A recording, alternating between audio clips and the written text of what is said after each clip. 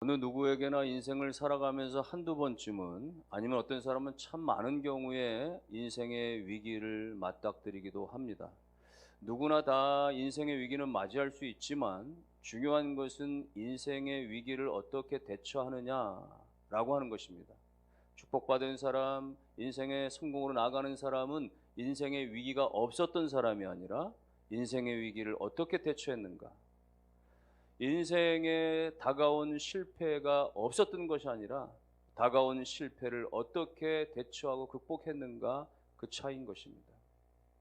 수십 년 동안 세찬 비바람을 맞으면서 폭풍과 눈보라에도 꿋꿋하게 세워졌었던 느릅나무 한 그루가 있었는데, 이 느릅나무가 어느 날 아주 고요한 날 아침에 큰 가지 하나가 우지직거리면서 부러지고 말았다 합니다. 사람들은 생각하기를 비바람 치던 날에도 끄떡없던 이 느릅나무가 어찌하여서 이 고요한 날 아침에 가지가 부러졌는가, 이해할 수가 없었어요. 그때 정원사는 이야기하기를 이 거대한 나뭇가지가 부러진 것은 바로 고요함 때문입니다. 밤새 이슬이 내렸는데 바람이 조금만 불어줬어도 이슬방울들이 다 가지에서 떨어져서 견뎌낼 수 있었을 것을 한 점의 바람도 없었기에 모든 이슬의 무게 때문에 이 큰 가지는 부러지고 만 것입니다. 여러분, 오히려 바람이 불지 않는 것이 오히려 나뭇가지를 부러뜨리는 계기가 됐다, 그 이야기입니다. 이 이야기는 어떻게 보면 우리 가운데 다가오는 여러 가지 고난들은 유익이 된다는 거예요. 비바람과 같은 거센 바람과 같은 폭풍과 같은 이 고난들은 우리로 하여금 인생의 유종의 미를 거두게 하는 오히려 활력소가 될 수 있다. 인생의 여러 가지 다가오는 위기들은 오히려 인생 가운데 유익이 될 수 있다. 그래서 위기를 가리켜서 위험과 기회의 복합호다라는 말도 하죠. 그러나 무작정 저절로 위기 자체가 기회가 되는 것은 아닙니다. 위기가 다가왔을 때 그것에 대해서 어떻게 대처하느냐에 따라서 기회가 되고 능력이 되고 그러는 것이죠. 오늘 이스라엘 백성들 가운데 최고 단계 위기 경보가 발생을 했습니다.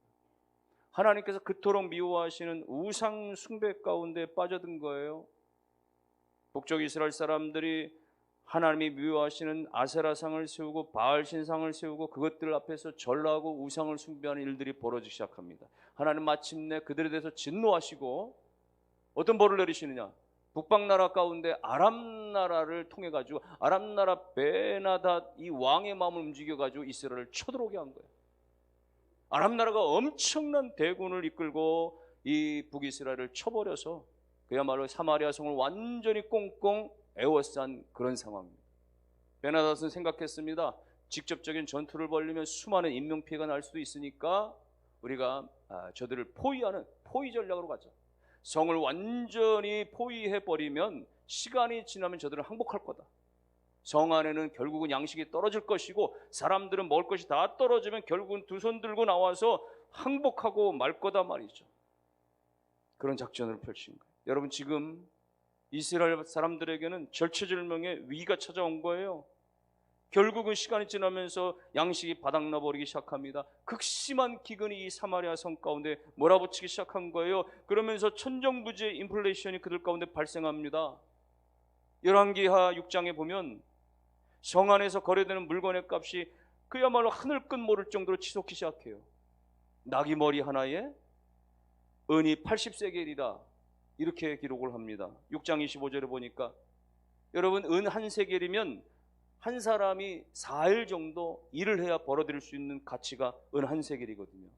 그러니까 지금으로 따진다면 어느 노동자가 예를 들어서 하루에 임금 한 10만 원 번다, 예를 들어서, 그럼 4일치 40만 원에 해당하는 거예요. 그러니까 나귀 머리 하나에 80세겔이라고 하는 것은 지금으로 친다면 3,200만 원 하는 겁니다. 어마어마한 가격인 거예요. 뿐만 아니라 합분태라고 하는 이 군사 전쟁 시절에 먹는 그런 음식을 말하는 것인데 이거 4분의 1의 가격이 5세겔이다. 다시 말하면 밥 한 끼에 말이죠, 20세겔 한다는 이야기죠. 지금으로 따지면 800만 원 한다는 거예요. 밥 한 끼가. 엄청난 가격이 치솟는 겁니다. 성 안에 말이 불과 5마리밖에 남지 않았다는 거예요. 왜요? 다 잡아먹은 거죠. 전쟁에 나갈 말이나 혹은 타고 다닐 여러 가지 부리는 짐승들까지도 다 잡아먹은 그런 상황이 되어버린 거예요. 지금 이 사마리아 성 안에는 이스라엘 가운데는 극심한 위기 상황을 맞은 거예요. 이 위기 가운데서 어떻게 대처하느냐, 내 부류의 사람들을 살펴보면서 오늘 우리는 이 시대적 위기, 개인적 위기 가운데서 어떻게 대처하며 살 것인가 깨닫게 되신 여러분 되기를 주의 이름으로 축원합니다. 위기 가운데 오늘 보니까 극도의 이기주의자들이 있습니다. 여러분 믿기 어렵겠지만요, 이 사마리아 성 안에는요 너무나 배가 고픈 나머지 자식을 서로 돌아가면서 삶아 먹는 그런 여인들이 발생한 거예요. 상상할 수 없는 끔찍한 모습이 발생했어요. 6장 후반부에 보면은요 말이죠, 돌아가면서 서로의 자식들을 삶아 먹는, 그래서 누군가는 말이죠 그걸 지키지 않아가지고 그것을 말이죠 왕에게 고발하는 이런 참상이 벌어지기 시작한 거예요. 여러분 고대 전쟁사에는 이런 기록들이 많이 기록되기도 하지만요, 이 이스라엘에도 그랬고 나중에 유다 땅에도 마찬가지입니다. 유다의 역사에도 있어요. BC 586년경에 말이죠, 바벨론 군대가 예루살렘을 쳐들어오지 않습니까? 예루살렘이 함락되지 않습니까? 그런데 그때 당시도 같은 상황이 벌어졌어요. 바벨론 군대가 예루살렘 성을 완전히 포위하고 압박을 가는 상황 가운데서 성경에 없는 하나의 야사가 있는데, 어느 집안에 말이죠 양식이 다 바닥나 버렸습니다. 그냥 양식 단지 안에 말이죠, 항아리 단지 안에 거의 바닥을 헤맨 상황이 벌인 거예요. 그때 큰아들이 말이죠 그 남은 마지막 바닥에 깔려있는 것이라도 먹자고 말이죠 손으로 박박 긁어서 먹으려고 할 때 아버지가 말리죠. 얘야 그만둬라. 동생들 오면 동생들하고 같이 좀 먹자 말이죠. 여러분 그렇게 막고 중단시키고 할 때 하필이면 그때 바벨론 군사들이 쳐들어왔고 큰아들과 작은아들을 다 잡아다가 결국은 처형하고 말았다는 이야기.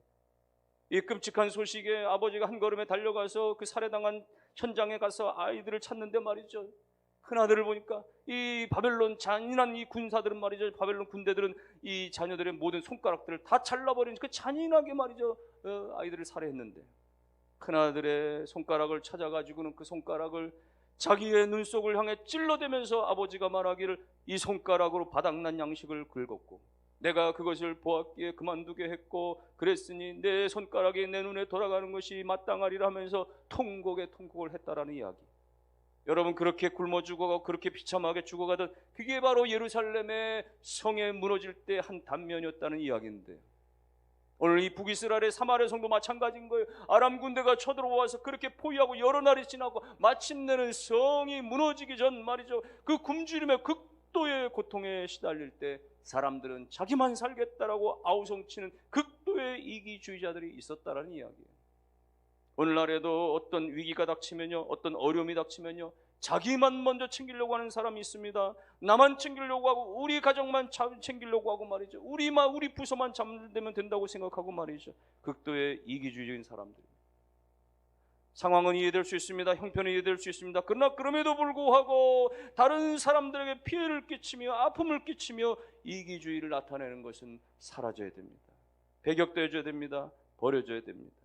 오늘 그러고 보니까 위기 가운데 핑계하는 사람들도 있습니다. 남 탓하는 것이죠. 이 지금 이스라엘 국가적인 위기 상황 가운데 왕은 뭐라고 하느냐, 이 모든 것은 다 엘리사 선지자 때문이다 이렇게 치부하는 거예요. 엘리사가 늘상 회개만 외치고 왕의 심기를 그동안에도 많이 불편하게 했으니까 이 차에 죽여버리겠다는 것이죠. 6장에 이렇게 기록합니다. 6장 30절 31절 말씀에 왕이 그 여인의 말을 듣고 자기 옷을 찢으니라. 저가 성 위로 지나갈 때 백성이 본즉 그의 속살에 굵은 배를 입었더라. 왕이 이르되 사밧의 아들 엘리사의 머리가 오늘 그 몸에 붙어있으면 하나님이 내게 벌 위에 벌을 내리실지라. 죽여버리겠다는 거예요. 누구요? 선지자를 말이죠. 엘리사를. 이 기가 막힌 전쟁 위기가 하나님께로부터 온 것이고 엘리사 선지자 때문이다. 그러니 엘리사 죽이겠단 말이죠.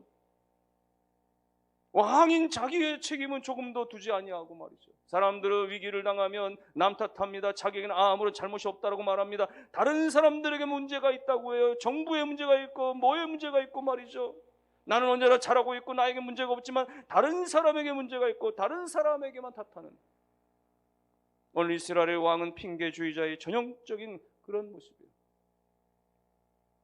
어느 특정 외국 기업의 어떤 문제성이 있는 제품 때문에 사람들은 그것을 말이죠 불매하기 시작하고 거부하기 시작하고 불매운동을 벌이기도 하죠. 혹은 갑질하는 어떤 사주들의 기업에 대해서 말이죠 위협을 가하면서 불매운동을 벌이기도 합니다. 그래서 해당 기업들이 잠시 동안 한동안 위협을 받는 것 같기도 합니다. 그런데 조금 시간이 지나면 어느새 그런 것들이 다 사라져버려요. 다시금 되살아나고 맙니다. 소비자들은 여전히 그들의 매장을 찾고 그들의 제품을 찾습니다. 그러면 사람들은 그렇게 말해요. 아, 그새 잊어버렸단 말이죠. 한국 사람 너무 있는 걸 잘해. 그게 흠이야 라고 말해요. 그런데 그렇게 말하는 사람들이 오히려 그런 물건들을 앞세워 가지고 있는 아이러니를 가지고 있다는 이야기. 왜 그렇습니까? 사람들은 남 탓만 하는 거예요. 어떤 사고가 터지고 문제가 터지면 사람들은 남 탓해요. 나 때문입니다라고 말하는 사람이 없어요. 내 잘못입니다, 우리가 실수했습니다라고 시인하는 개인이나 기관을 찾아보기가 어려워요. 그 옛날 창세기 아담과 하와가 선악과를 따먹고 나서 아담이 하와를, 하와가 뱀을 그렇게 핑계대며 이유를 댔던 그 핑계증은 오늘날의 현대인들에게까지 고스란히 전해져 이어져 오고 있는 것이에요. 오늘 이스라엘의 왕도 이 어려움 가운데 엘리사 당신 때문이라 탓하고 있는 거죠. 그러나 여러분, 이 위기 가운데서 어떤 이는 이기주의로 빠지고 어떤 이는 핑계주의로 빠지는데 그 위기 가운데서도 여전히 하나님 앞에 나아가 믿음을 가지고 기도하는 사람이 있습니다. 엘리사 선지자는 기도하는 거예요. 1절과 2절 말씀, 엘리사가 이르되 여호와의 말씀을 들을지어다. 여호와께서 이르시되 내일 이맘때 사마리아 성문에서 고운 밀가루 한 세알을 한 세겔로 매매하고 보리 두 수알을 한 세겔로 매매하리라 하셨느니라. 그때 왕이 그의 손에 의지하는 자 곧 한 장관이 하나님의 사람에게 대답하여 이르되 여호와께서 하늘에 창을 내신들 어찌 이런 일이 있으리요 하더라. 엘리사가 이르되 네가 내 눈으로 보리라. 그러나 그것을 먹지는 못하리라. 지금 여기 말이죠, 사마리아 성안의 상황은 끔찍합니다. 나귀 머리 하나에 3,200만 원 말이죠, 밥 한 그릇에 800만 원 하는 상황에 거기다가 말이 자식까지 삶아먹는 생지옥 같은 그런 환경이에요. 이런 상황 가운데, 이런 비극 가운데서도 기도하는 사람 엘리사는 소망을 선포하는 거예요. 하나님이 주시리라. 내일이면 하나님께서 충분한 양식을 주시리라 말이죠. 고위 관료들은 말이죠, 믿지를 못합니다. 하나님께서 하늘에 창을 여시어서 곡식을 부어주신다 할지라도 그렇게 될 수는 없다라고 그렇게 불신앙을 표해요. 그럼에도 불구하고 엘리사는 하나님 앞에 기도했기 때문에, 기도하며 나갔기 때문에 하나님께서 그에게 소망을 주시고 비밀을 가르쳐 주셨기 때문에 여전히 그는 용기 있게 사람들 가운데 선포하는 거예요. 여러분, 비참한 가운데 모두가 다 죽겠다고 아우성일 때 말이죠, 위기에 위기를 치달을 때에 기도하는 사람은 영감을 받아서 여전히 말이죠, 소망을 담대하게 선포할 수가 있는 것입니다. 소망은 어디에서 비롯되는 것입니까? 기도하는 무릎에서 나오는 것이요, 기도하는 하나님과의 대화의 입술에서 참 소망은 일어나게 되어지는 거예요. 용기는 어디서 나오는 것입니까? 담력은 어디서 나오는 것입니까? 하나님 앞에 엎드려 기도할 때 그 확신하는 그 가슴에서부터 터져 나올 때 그 믿음과 그 확신과 그 용기는 마침내 삶의 동력이 되어지고 우리 가운데 승리로 나아가게 하는 은혜가 되어지는 줄로 믿으시기를 주의 이름으로 축원합니다. 오늘 엘리사가 이 위기 가운데서도 엎드려서 기도하니까 하나님께서 이 민족을 살려내시는 놀라운 일을 행하시는 거예요. 하나님께서 역사하시는데 말이죠, 이 아람 군대 적들에게 위협감을 몰아가 주시는데 아무것도 없었는데 말이죠, 엄청난 병거 소리를 착각해서 들어요. 엄청난 말굽소리, 군대 소리를 저들이 착각해서 듣습니다.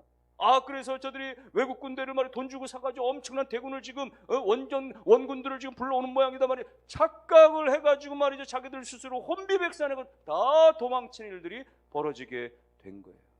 그러니 여러분, 100만 명의 군대보다도 기도하는 한 사람의 힘이 더 큰 줄로 믿으시기를 주님의 이름으로 축원합니다. 그런데요, 이 놀라운 이 국가적인 이 위기의 상황 가운데서 오늘 특별히 문둥병 환자들이 소개되어지죠. 그들은 문둥병에 걸려서 성 밖으로 내쫓겨진 그런 이름 없는 무명의 사람들인데 이 4명의 문둥병 환자들이 말이죠, 등장을 합니다. 지금 성 안에도 말이죠, 사람들이 다 먹을 것이 없어 떨어져가 다 허덕거리고 있는 상황이지만 성 밖에서 헤매고 돌아다니고 있었던 나병 환자들이 더욱 고생하지 않았겠어요? 더욱 먹을 것이 없어서 지금 배고픔에 시달리지 않았겠어요? 그들이 그래서 뭘 결정하느냐, 오늘 우리가 읽은 본문에 보니까 결국은 허기진 배를 붙잡고 말이죠, 우리가 여기 있어도 죽고 성읍에 들어가도 먹을 것 없어 죽고, 그러니 차라리 우리가 적진에 한번 가보자. 그래서 아람 나라 군대 진영에 가서 한번 구걸해보자. 저들이 우리를 죽이면 죽일 것이요, 어차피 우리를 죽은 목숨이니까. 그러나 저들이 혹시 우리를 불쌍히 여기서 먹을 것을 주면 다행 아니겠느냐. 저들은 목숨을 걸고 적진에 가게 되어져요. 아람 나라의 진영에 가게 되는 거예요. 근데 이게 웬일입니까? 가서 보니까 적들이 다 도망쳐버리고 한 명도 없는 거예요. 하나님께서 이미 역사하신 대로 말이죠, 저들이 말굽소리, 병거소리, 군대소리 정신없이 그렇게 듣고 말이죠, 다 내빼버리고 말았어요. 그런 상황 가운데 나병 환자들이 말이죠, 뜻밖의 말이죠, 그 모든 것들 다 횡재한 거 아니에요? 장막마다 들어가면서 실컷 먹고 말이죠, 금부치 은부치를 다 챙기고 말이죠, 정신없이 먹고 마시고 그러고 있었던 거예요. 누구 하나도 그들의 행위에 대해서 뭐라고 하는 사람이 없어요. 그런데 그러다가 잠시 정신을 차리고 이 4명의 문둥병 환자들이, 나병 환자들이 그들의 입장을 바꾸기 시작합니다. 오늘 읽지 않았지만 9절과 10절에는 이렇게 말씀하고 있습니다. 9절에 나병 환자들이 그 친구에게 서로 말하되 우리가 이렇게 해서는 아니 되겠도다. 오늘은 아름다운 소식이 있는 날이거늘 우리가 침묵하고 있도다.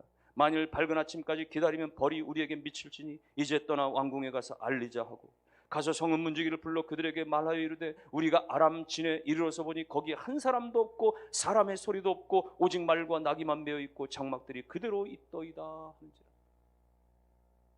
그들이 먹고 마시고 즐기다가 한순간에 그들이 사고를 변경한 거예요. 아, 이러면 안 되지. 지금 우리가 이 개인의 문제가 아닌데 말이죠. 여러분, 오늘 이 나병 환자들이 처한 이 위기에 대한 대처의 모습이 우리 가운데 교훈이 됩니다. 어떻게 합니까? 다 같이 살자는 것이죠. 다 살아줘야 돼. 다 살자는 거예요. 사실은 자기들이 지금 다 독차지할 수 있는 겁니다. 절호의 찬스입니다. 모든 걸 횡재하고 말이죠, 한꺼번에 다 쥐어줄 수 있는 상황인데 누구라도 한 사람도 뭐라고 하는 사람이 없는데 말이죠. 그런데 그들은 뭐라고 고백합니까? 9절 중반에 보니까 만일 밝은 아침까지 기다리면 벌이 우리에게 미칠지니 이제 떠나 왕궁에 가서 알리자. 이 사실을 알려야 된다는 거예요. 지금 아람 진영의 모든 사람이 다 도망쳤고 여기에 먹을 것이 천지에 그야말로 가득하다라고 하는 사실을 알려줘서 저들도 다 같이 먹게 하자 이겁니다. 함께 나누자는 거예요. 함께 살자는 거예요. 다 같이 먹고 다 같이 누리고 다 같이 살아나자. 그 이야기를 지금 하고 있는 것입니다. 그런데 나병 환자들이었지만 이 위기를 이겨내는 위대한 생각과 세계관을 가진 놀라운 사람들입니다. 지금 우리나라는 어떻습니까? 상위 1%가 결정세액의 50%를 납부하는 실정이 대한민국입니다. 상위 6%의 사람들이 80%의 돈을 가지고 있다고 하는 말도 합니다. 그만큼 부가 편중되어 있다는 얘기죠. 일부에게 쏠려 있다는 것이죠. 그런 반면에 그야말로 어둠의 그림자 가운데 놓여있는 사람들은 방학 때가 되면 말이죠, 여전히 점심을 굶는 학생들이 많습니다. 복지 사각지대에 빠져서 정부의 도움을 받지 못하고 쓰러져가는 사람들도 많습니다. 이 지구상은 어떻습니까? 지구상에는요 70억의 사람들이 먹고도 남을 만한 풍부한 식량이 매년마다 생산되고 있지만 그럼에도 불구하고 8억 명 이상이 영양실조에 연관된 질병으로 고통을 받고 있는 거예요. 매 시간마다 1,500명의 아이들이 기아로 인한 질병으로 죽어가고 있는 거예요. 그럼에도 불구하고 미국에서는 매년 유통기한이 지난, 그래서 불태워지는 밀의 양이 어마어마하다는 이야기잖아요. 여러분, 이 이야기들은 뭘 말하는 것이에요? 오늘 나병 환자 우리 가운데 뭘 가르쳐주는 것이에요? 더 이상 나 혼자 산다가 되면 안 된다는 거예요. 더 이상 우리끼리만 살면 된다는 얘기가 아니라는 거예요. 이제는 다 같이 살아야 하고, 이제는 더불어 살아야 하고, 이제는 함께 잘 살아야 한다는 이야기예요. 오늘 나병 환자들은 자기들만 있지 아니하고 그 아람 군대가 도망친 사실에 대해서 당장에 달려가서 성 안에 알려줌으로 말미암아 그 굶주림에 허덕거리던 모든 동족들이 다 살아나는 하나님의 승리를 다 같이 경험하는 놀라운 축복을 경험하게 된 것입니다. 사실 나병 환자 입장에서는 이거 쉬운 게 아니에요. 그들은 일반인들로부터 버림받은 사람들입니다. 원한에 맺힌 사람들이에요. 일반 사람들은 자신들이 나병이 걸렸다라고 하는 확진이 생겼을 때 이미 그들을 장례식 치러서 다 성 밖으로 내쫓아 버렸습니다. 일반인들을 보호하겠다는 심사였죠. 당시로서는 불치병으로 치부하고 전염병을 치부했기 때문에 당연한 조처인지 모릅니다만, 그래서 그들은 그렇게 외롭게 고독하게 고립되어 살아가는 거예요. 머리를 풀고 살고 그렇게 입술을 다물고 지나가야 하고 종을 들고 땡땡거리기만 해서 일반인들이 접근하지 못하도록, 그래서 고립되고, 그래서 그렇게 말이죠. 그러니 일반인들 향해서 얼마나 섭섭함이 많았겠습니까? 얼마나 미운 감정은 많았겠습니까? 자신들을 격리시키고 자신들을 내쫓아버린 그런 사람인데도 불구하고 저들이 굶어 죽어가는 것을 그들 놔둘 수가 없단 말이죠. 사랑하기로 작정한 것이죠. 굶주린 내 백성들, 버림받은 우리를 내버렸지만 그럼에도 불구하고 저들의 굶주림을 같이 해결해 주자 말이죠. 자신들은 미움을 받았지만은 그러나 사랑으로 되돌려주는 아름다운 이 모습이 결국은 위기를 극복하고 그야말로 다 같이 함께 살게 하신 역사가 일어나게 된 것이죠. 이것이 소식입니다. 이것이 복된 소식인 거예요. 지금 성 안에서 다 굶주려 가서 말이에요. 오늘일지 내일일지 모두가 다 그야말로 죽어나가자고 하는 그런 상황 가운데서 오늘 성 밖에 아람 진영에 어마어마한 양식들이 다 놓여있다라는 이 놀라운 소식을 전해주는 것은 얼마나 복된 소식입니까? 사도 바울은 뭐라고 얘기했습니까? 내가 만일 복음을 전하지 아니하면 내게 화가 미치리라, 이 말을 했는데, 내가 복음을 전하지 아니하면 오히려 그것이 내게 화가 되리라. 오늘 이 나병 환자들도 이 복된 소식을, 이 아람 진영에 있는 놀라운 이 엄청난 양식들의 이 놀라운 소식을 내 동족에게 말하지 않으면, 새벽까지 말하지 아니하면 결국은 그 벌이 하나님께로부터 우리에게 임할 것이라, 이렇게 고백하고는 한 걸음에 달려가기 시작합니다. 밤중이지만 달려가는 것입니다. 저들은 상대하기가 꺼림칙하고 밉지만 달려가는 거예요. 말해도 못 알아듣거나 혹은 말이죠, 믿지 못할 수 있는 상황이지만 그럼에도 불구하고 가야 하는 거예요. 저들을 살려내기 위해서 가야 하는 거예요. 실제로 가봤더니 말이죠, 믿지 못합니다. 모든 아람 군대들이 다 도망쳤다고 말하지만 그럼에도 불구하고 장관들은 믿지 않아요. 오히려 이것은 매복 작전이다. 아람 군대가 숨어 있다가 우리를 유인해서 그렇게 치려고 하는 작전이다. 믿지 못하는 거예요. 그럼에도 불구하고 내 동족 살려내기 위해서 저들은 달려가고 그럼에도 불구하고 외쳐야 했던 거예요. 여러분, 이것이 복된 소식이었기 때문에 그런 것입니다. 마침내는 그렇게 위기를 무릅쓰고 어려움을 무릅쓰고 달려가서 그 놀라운 소식을 전함으로 말미암아 그 모든 성 안의 사람들은 마침내는 다 살아난 놀라운 회복의 축복의 역사를 경험할 수가 있게 됐던 것입니다. 2023년을 시작하면서 대한민국은 여전히 암울합니다. 국제적인 모든 어려움들은 계속되어지면서 여전히 우리 시대의 고물가, 고금리, 고환율은 계속됩니다. 수출도 소비도 위축되고 있습니다. 경제성장의 동력이 약화돼서 1%대의 전례 없는 저성장 시대를 예고하고 있습니다. 이런 것들은 개인이나 우리 가정이나 생업의 현장에 분명히 다양한 위기 가운데 초래될 수 있는 일들이죠. 뭐 그런 건 아니더라도 이미 대한민국은 여러 가지 말이죠, 많은 문제점들을 가지고 있습니다. 사고공화국입니다. 그야말로 온갖 문제들로 가득 찬 그런 나라입니다. 자살률이나 낙태율이나 노인 빈곤율이나 저출생률이나 흡연율이나 교통사고율이나 말이죠, 모든 것들이 다 OECD 국가들 가운데 다 1, 2위를 하고 있는 그야말로 창피스러운 모습들, 안전하지 못한 그런 나라. 거기서 더 나아가 우리 개인에게는 어떤 위기들이 있습니까? 죽음의 위기도 있습니다. 질병의 위기도 있습니다. 실패와 상실의 위기도 있습니다. 사람들과의 관계 속에서 아픔의 상처의 위기도 있습니다. 오늘 우리 가정 안에는 어떤 위기가 있습니까? 배우자나 자녀들 가운데 어떤 위기가 있습니까? 그 위기들 가운데 우리는 어떻게 대처하겠습니까? 여전히 개인주의 가운데 빠져 있겠습니까? 남 탓하고 다른 사람만 탓하는 것에 빠져 있겠습니까? 오늘 엘리사같이 그 문제 가운데서도, 그 비참한 그 어려운 암울한 상황 가운데서도 하나님 앞에 나아가 엎드려 기도하시는 여러분 되시기를 주님의 이름으로 축원합니다.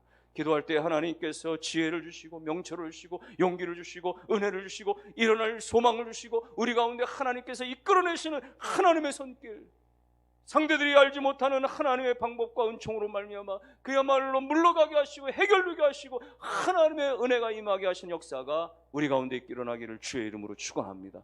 오늘 나병 환자들과 같이 그렇게 넓은 마음을 가지고 다른 사람들을 위하여 사랑하는 마음을 가지고 다가감으로 말미암아서 우리에게 주어진 어떤 위기든지 간에 우리가 그 위기를 넘어설 뿐만 아니라 위기를 넘어서서 성장하고 회복하고 하나님 앞에 영광 돌리는 2023년 우리의 모든 인생들이 다 되실 수 있기를 주님의 이름으로 축원합니다.